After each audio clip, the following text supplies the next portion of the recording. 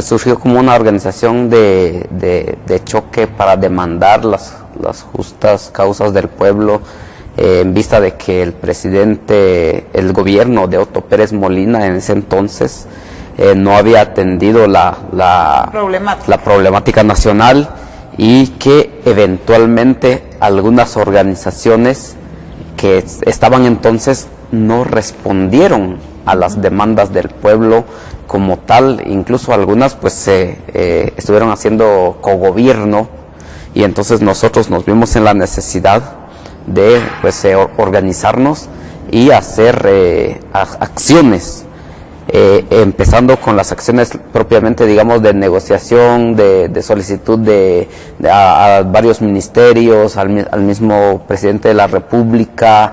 Empezamos a hacer cabildeos en el Congreso para atender las demandas de la población. Sin embargo, nunca fueron atendidas. Lamentablemente tuvimos que llegar a acciones como cerrar las puertas del Congreso para presionar a los diputados que aprueben leyes a favor del pueblo, bloquear completamente, uno de esos bloqueos fue la Roosevelt, bloquear las entradas de la ciudad con el fin de llamar la atención y decirle al gobierno, o mejor dicho, exigirle al gobierno cuál es la verdadera razón por la cual no quería atender a la población guatemalteca. Y seguimos en lo mismo. Finalmente ¿cambió algo con el gobierno de Alejandro Maldonado? Surgen las manifestaciones de los sábados. Jacinto García, lo he dicho siempre, las manifestaciones de los sábados cumplieron su objetivo. ¿Cuál fue ese objetivo? Perpetuar a los mismos en el poder. Eso. Es bien duro lo que está diciendo. Sí, así es. Va en contra de la corriente. Por supuesto, pero casi nadie se da cuenta. ¿Por qué lo dice?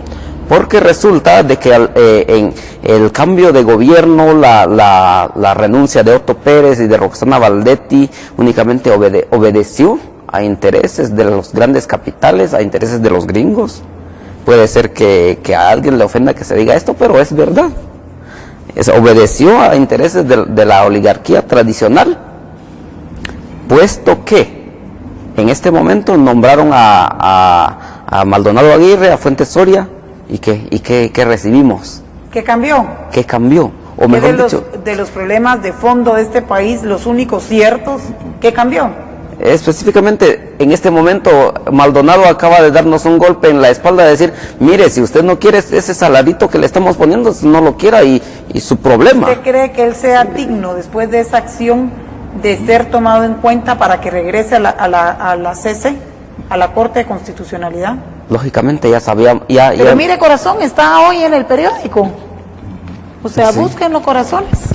Pero hoy está en el periódico o en Prensa Libre, no recuerdo dónde, está la fotografía de los que... no, es Prensa Libre. No, aquí está. El periódico, página 8.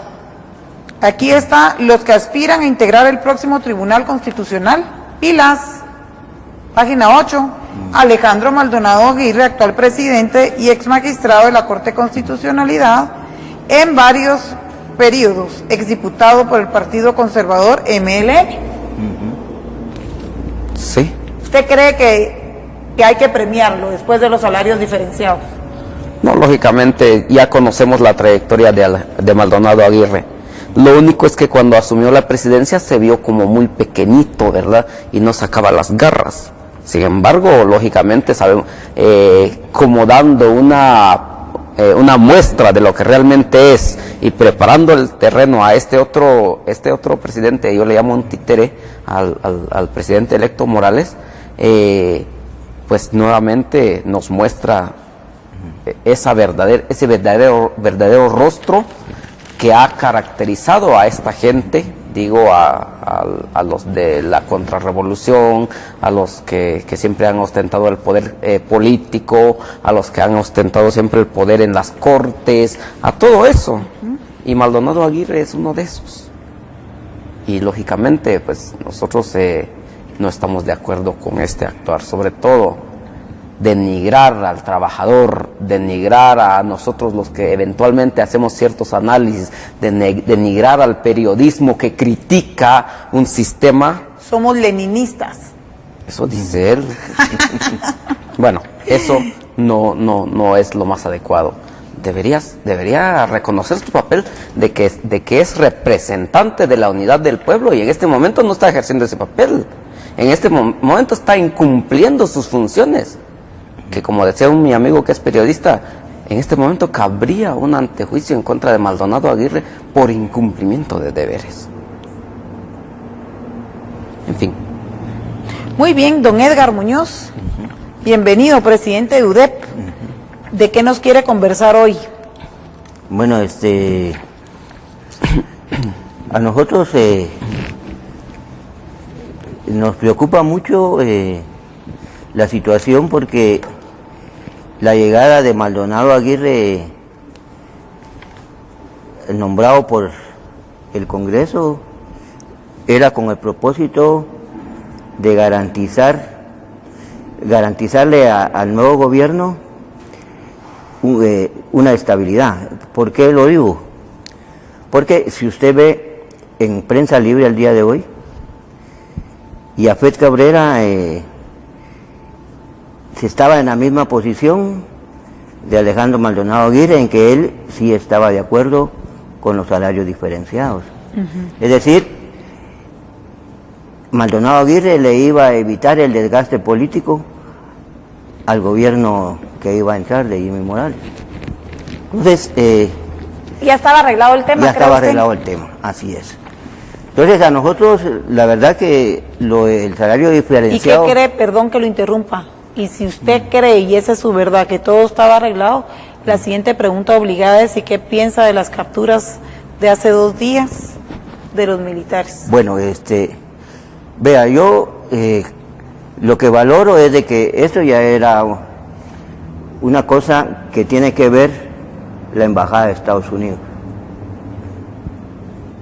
¿Por qué? Porque varios militares de los que capturaron iban a estar acompañando a este gobierno. Al próximo. Al próximo gobierno. Entonces... Así dicen las bolas, ¿verdad? Sí, así es, no. Yo pienso que no es que así dicen las bolas. Yo creo que así es. Porque algunos miembros de la CICIG participaron en las capturas estas. Sí, así me están diciendo a mí. Ayer me informaron eso. Entonces ellos lo que están dando a decir que ellos siguen teniendo el control del país, ¿va? Y que ellos quieren que se le dé la imagen al pueblo de un gobierno que pueda ser honesto, ¿va? Que no quieren que haya gente que en el gobierno de Jimmy que se le pueda señalar de corrupto, de que tiene que ver con las masacres de este país. Yo así lo veo. ¿Qué más quería agregar usted? Sí, digamos, en ese sentido realmente hay que saber, volvemos un poco a lo que ocurrió el año pasado, hay que saber que quienes controlan a Guatemala, tristemente hay que decirlo de esta manera, es el CACIF, la oligarquía tradicional y la embajada gringa.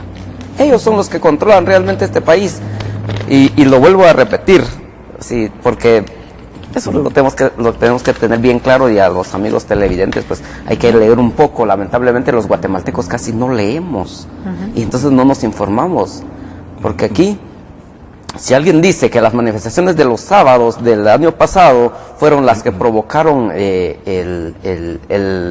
la renuncia de Roxana Valdetti y Otto Pérez, eso no es cierto. A ellos les ordenaron que renunciaran, y las manifestaciones únicamente se constituyeron en una imagen mediática ante el mundo para justificar esas acciones. Eso es lo que ocurrió realmente. Eso no quiere decir que los otros 2 que renunciaron sean unos santos de primera comunión, porque tienen sus pecados de corrupción. Así es. Esa es otra historia. Esa es otra historia. Es que en cada gobierno hay cualquier clase de corrupción, hay favores políticos, Lo hay único es que los de Oscar Berché, que hasta le devolvió McFarland a su hijo en la base naval del Pacífico, ese no está por ningún lugar. Lógicamente. ¿Verdad? Hay cualquier clase de actos de corrupción. ¿Y qué pasó aquí? Fue una venganza del CACIF en contra de estos que están presos ahora, y que pues lo que hicieron fue recuperar el poder por medio de quien ya sabemos que está en este momento gobernando, y que se manipuló la cosa realmente para poner a Jimmy Morales como presidente, que ya sabemos el resto de la historia. Eso. Y aquí los gringos tienen mucha vela en el entierro. Guatemala, tristemente, es un patio trasero de los gringos, y cuando alguien menciona que se va a actuar en contra de los gringos, es una situación en contra de los intereses que ellos representan aquí en Guatemala. Si no, miremos lo de la United Fruit Company de hace 50 años, hace 60 años. Lo mismo está pasando ahora. Lo único es que ya no son tan evidentes. Y el guatemalteco, eventualmente, con las redes sociales, es un arma de dos filos. Nos enteramos de muchas cosas, pero también es más fácil manipular la situación. Y eso ocurre. Y eso ocurrió. Les voy a hacer una pregunta. Tenemos que ir terminando y ustedes ya se manifestaron. ¿Ustedes quieren una Asamblea Nacional Constituyente? ¿Está planeada para que salga la noticia allá por mayo? 1 de mayo la tienen preparada mediáticamente y orquestada. ¿Ustedes quieren una Asamblea Nacional Constituyente? Bueno, nosotros pensamos de que se hace necesaria una Asamblea Nacional Constituyente, porque hay que hacer hay varias reformas en la Constitución. Lo que sí, de nosotros como organizaciones sociales debemos de demandar que hayan más oportunidades de participar en estas elecciones, es decir, que no sea solo a través de partidos políticos, sino que se permita la participación de los comités cívicos, de los diferentes ¿Ya se están medios. preparando ustedes para tener representantes dentro de esta asamblea que aparentemente nadie detiene? Pues nosotros pensamos de que tenemos algunos líderes en los departamentos donde nosotros tenemos alguna presencia, y también tenemos relación con otras organizaciones que pensamos de que podemos llegar a tener cierta cantidad de diputados en esa Asamblea Nacional Constituyente, porque de lo contrario, si solo los partidos que reciben el financiamiento de la iniciativa privada van a participar, pues ya veremos que esas reformas a la Constitución que va a hacer la Asamblea Nacional Constituyente nada más van a hacer para seguir garantizándole a ellos su status quo. Sí, digamos, en ese sentido también de esa asamblea, y hay un montón de reformas que hacer, voy a referirme a este punto, es de que también se tiene que reformar la ley electoral de partidos políticos, y un tema principal pero esa no necesita modificación en la Constitución. Sí, pero digamos, en este sentido, algunas reformas, como es la ley electoral, la ley de maquilas, en las cuales todavía siguen habiendo muchos privilegios, y aquí hay que plantearlo de una buena forma, y gracias a, digamos, yo voy a agradecer a Vea Canal, que es un canal que se ha manifestado y que ha estado siempre a la vanguardia de estas demandas justas de la población mayoritaria, y que nosotros tenemos que seguir denunciando, pues, y porque los otros canales de desinformación, le llamo yo, o aquellos medios de desinformación escritos y radiales, realmente no abordan los temas sociales. No tienen, o sea, a usted le venden una Asamblea Nacional Constituyente, pero se la venden como que va a haber una reforma porque ya no va a haber corrupción. Pero si la corrupción aquí en Guatemala debe quitarse de raíz. Cuando agarren a alguien de la línea 2, tal vez vamos a comenzar a ver un poco de justicia. Ajá, ahí sí.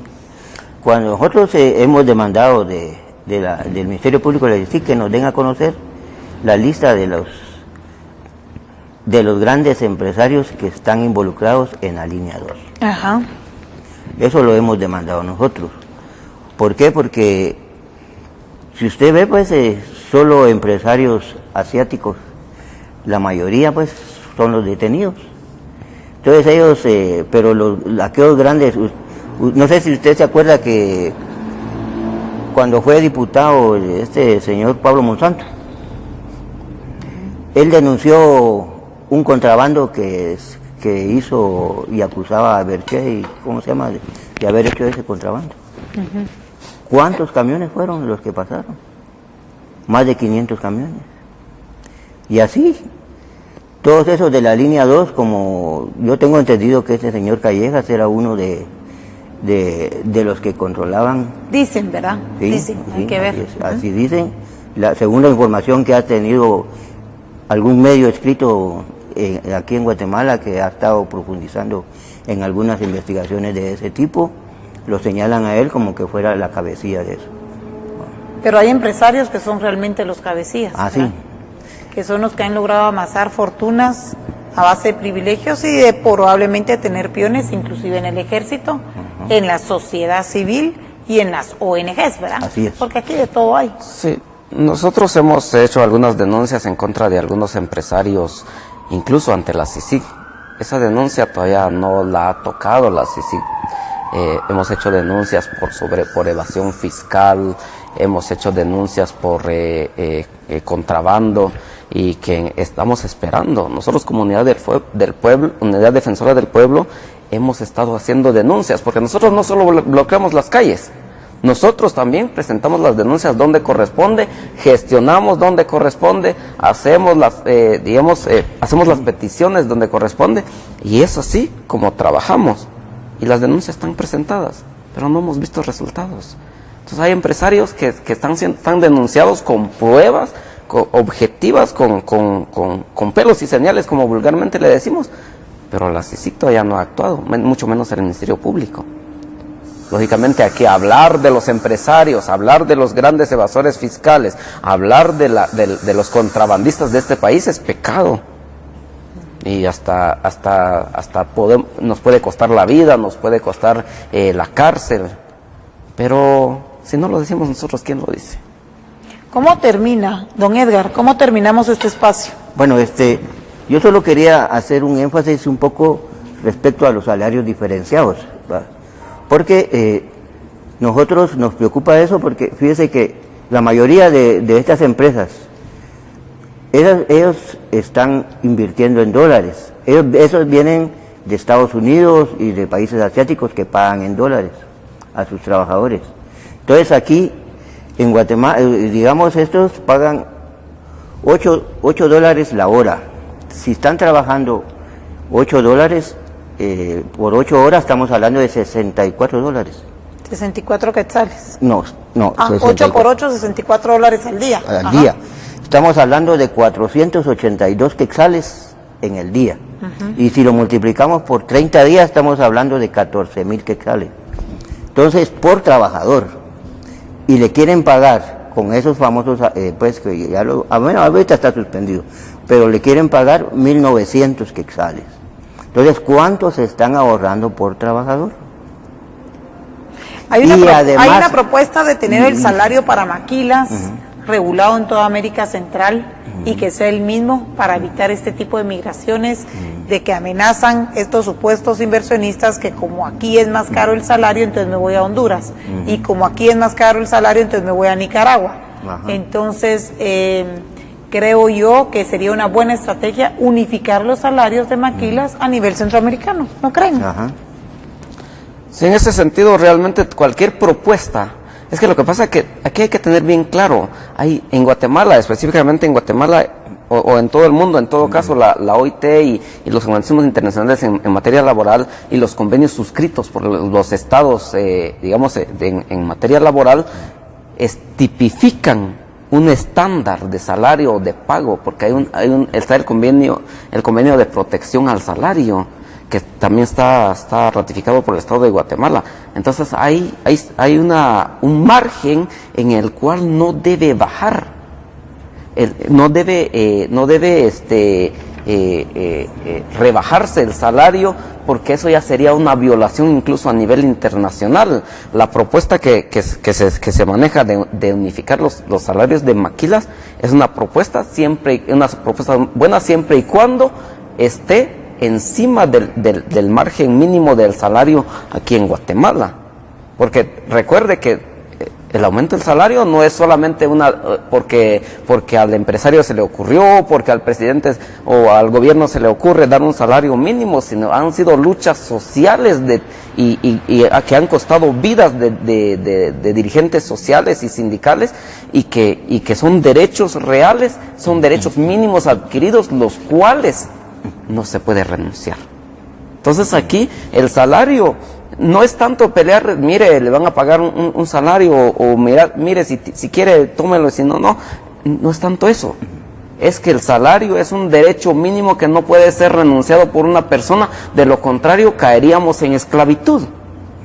Hay empresarios que realmente están pensando, mire, le voy a dar tanto. Incluso en el campo no se respeta el salario mínimo y la gente tiene que trabajar en base a lo que le pagan. Pero aquí tenemos que definir realmente cuál es el verdadero objetivo del salario, cuál es el verdadero objetivo de una remuneración, que es la dignificación del trabajador y la de su familia. Entonces, cualquier propuesta que sea, ya sea a nivel regional, que sea tomada en cuenta para que no ocurra este tipo de desigualdades, pero que realmente tiene que ser en base al salario mínimo por encima de este. Porque el salario puede ser mejorado, pero no puede ser disminuido. Porque incluso la canasta básica está al triple Las conquistas laborales no son para perderse, son para perpetuarse. Es más, fíjese, pues, dentro del Tratado de Libre Comercio se establecen algunos convenios sobre el salario, y esos no son tomados aquí en cuenta. Pero ya tenemos denuncias, ¿verdad? Ya hay denuncias internacionales. Así es. Ya van a condenar al Estado por empresarios, y de ahí entonces, todo el pueblo paga los desmanes de algunos empresarios que no respetan en materia laboral el Tratado de Libre Comercio. Y por último quisiéramos dejar algo. Digamos, a nosotros nos preocupa mucho el informe de ENCOBI sobre los 9,5 millones de guatemaltecos que están en pobreza y en pobreza extrema. Ese es un informe que nace de las instituciones del Estado. Y el mismo gobierno tratando de clavarse al pueblo. De clavarse al pueblo, y además propiciando más pobreza. Otro informe que creo que fue del PNUD sobre los trabajadores, pues la mayoría de los trabajadores están de forma informal. ¿Por qué? Porque la mayoría de ellos no tienen un salario permanente, solo por 2, 3, 4 meses. ¿Y eso qué? Hace para no pagar sus prestaciones. Entonces, ese es uno de los grandes problemas que tenemos hoy en día en Guatemala. Muy bien. Y que son cosas que creo yo que si se quiere realmente terminar con la confrontación, que haya paz social, pues debe de haber atención también hacia las necesidades de los trabajadores y de los guatemaltecos. Muy bien, gracias a los dos por haber venido. Se nos terminó el tiempo, estamos interrumpiendo la programación regular de BC Noticias. Termino con que llegó una queja de un trabajador de una melonera de allá de Zacapa, del área de Zacapa. Dice que les dan trabajo por 45 días, a los 45 días cambian, que les incluyen la comida, que son frijoles y tortillas, que el que quiera pollo se lo descuentan de su salario y que les pagan 1,000 quetzales al mes. Oh, sorpresa. ¿verdad? Yo te digo, oh, sorpresa. Digamos, en la finca San José Las Delicias en Retauleu, el salario mínimo era, el año pasado eran 70 quetzales y pico. ¿Y cuánto le pagan a los trabajadores? 40 quetzales. Y esos 30 que salen, que sobran, sirve para pagar la cuota patronal y para pagar la cuota del IX del trabajador. Imagínense cómo estamos. Muy bien, gracias por estar aquí, a ustedes se les agradece, gracias amigo Tele20 por haber estado en este maratónico programa En Sintonía, y los dejamos nuevamente con BC Noticias.